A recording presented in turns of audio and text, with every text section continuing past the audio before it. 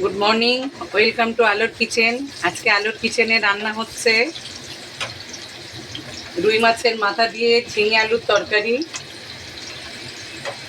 লাউ আলু ভাজা আর মুড়ি ঘন্ট।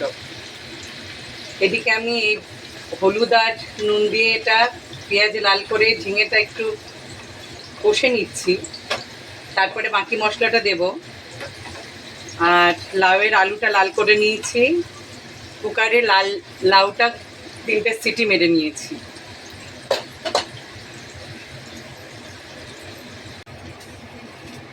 এটার মধ্যে বাকি মশলা জিরে, ধনে, গোলমরিচ, গুঁড়ো লঙ্কা দিয়ে ভালো করে কষিয়ে জল দিয়ে এটা গলাতে দিলাম। আর এটার মধ্যে দিয়েছি শুকনো লঙ্কা, পেঁয়াজ লাল করে, কাঁচা লঙ্কা কয়েকটা কেটে দিয়েছি, আলুটা দিয়ে দিয়েছি, আর জিরে আর গোলমরিচ গুঁড়ো পড়েছে, আর লাস্টে একটু ধনেপাতা দিয়ে দেব। এটাই এর মশলা, আর কিছু পড়বে না।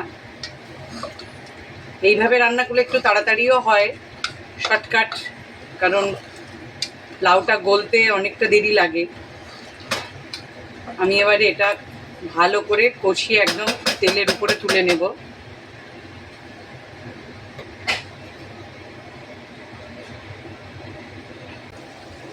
এদিকে লাউ আলু ভাজাটা হয়ে গেছে, জল শুকিয়ে গেছে।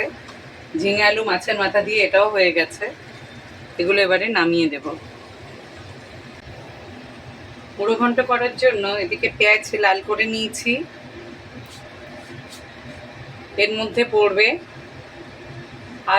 রসুন, আদা, ধনে, গোলমরিচ, জিরে, গুঁড়ো লঙ্কা, হলুদ। এই সামান্য সামান্যই দেবো, চালটা আমার একদম অল্প। আর এটা হচ্ছে বিরিয়ানির মশলা। এগুলো দিয়ে ভালো করে মশলাটা কষিয়ে নেব।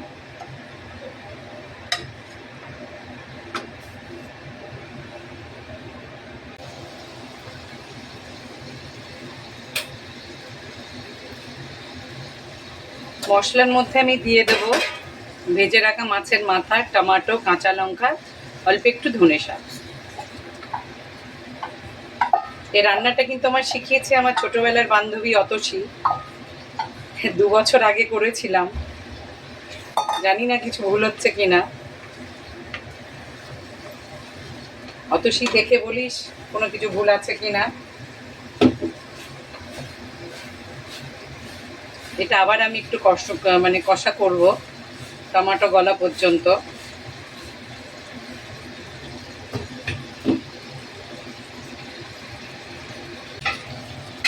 মশলাটা অনেকটা হয়ে এসছে, এর মধ্যে আমি চালটা ঢেলে দেব।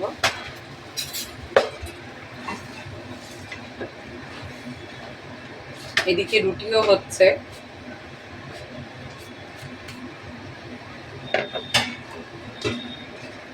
আমি ঘিটা যখন খাবো তখনই ভাতের মধ্যে নেব, এখন আর আমি এর মধ্যে দেব না।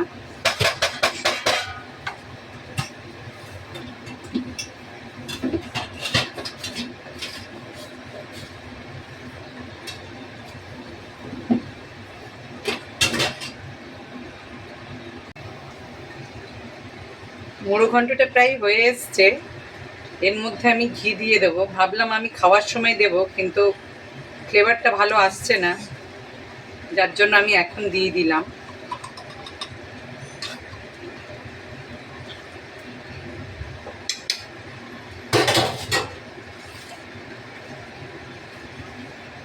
আর একটু জল শুকিয়ে গেলে এটা আমার হয়ে যাবে।